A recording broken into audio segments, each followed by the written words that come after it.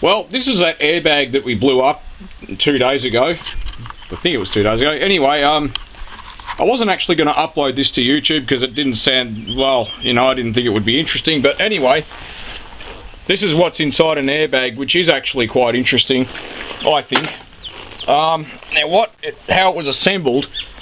Now, this cover, which is your steering wheel, is interesting in itself because this is actually quite highly engineered. So you can see why these things are expensive to make. It's got like plastic that's sort of soft and flexible, but it's bonded with, it's obviously over molded. You can see it's got holes and things so that it gets a good grip, I guess, if you like, but it's got mesh here that's molded onto this white plastic, and that mesh is obviously molded into this, and then it's got like grooves that are kind of cut here, like a seam, so that when the airbag goes off, it just pushes these out. So these can't come off, they can't hurt you or anything. And obviously this just sort of sits in there like that. And that usually is bolted to this inflator module, like this. So you look at the back of the airbag and that's what you see. The airbag itself is normally, I assume it's carefully folded, you know, you can see it is folded, it's got still the fold lines. Now I'm here, that's why when you push on this, it's soft. It's soft because it's got the airbag underneath it.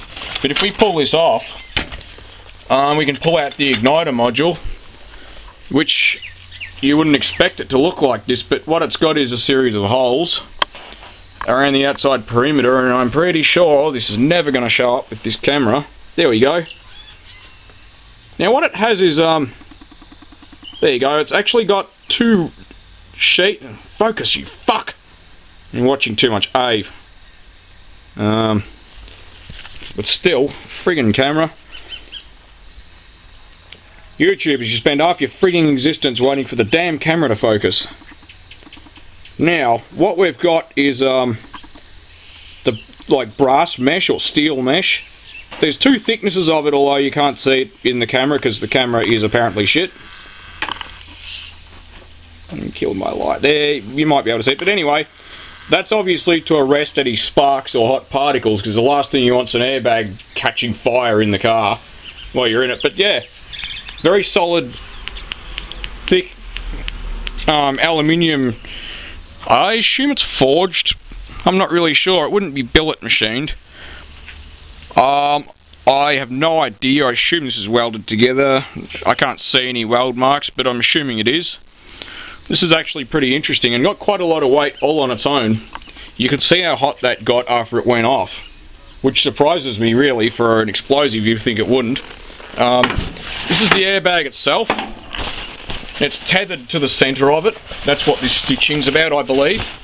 Yeah, you can actually see the internal tethering. That's these are the tethering straps. Now the point of those is to limit the inflation.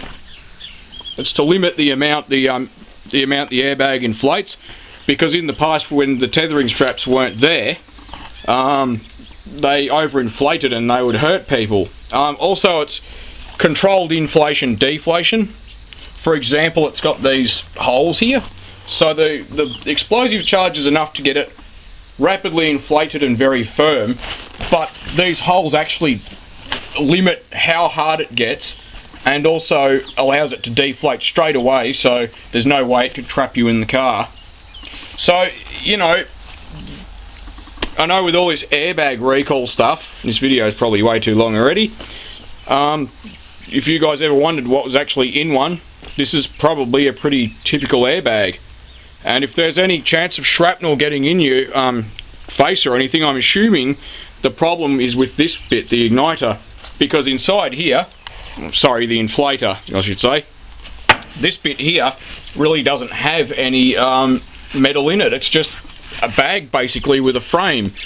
So thanks for watching, and yeah, hope someone found it interesting. I mean, I did, but there you go.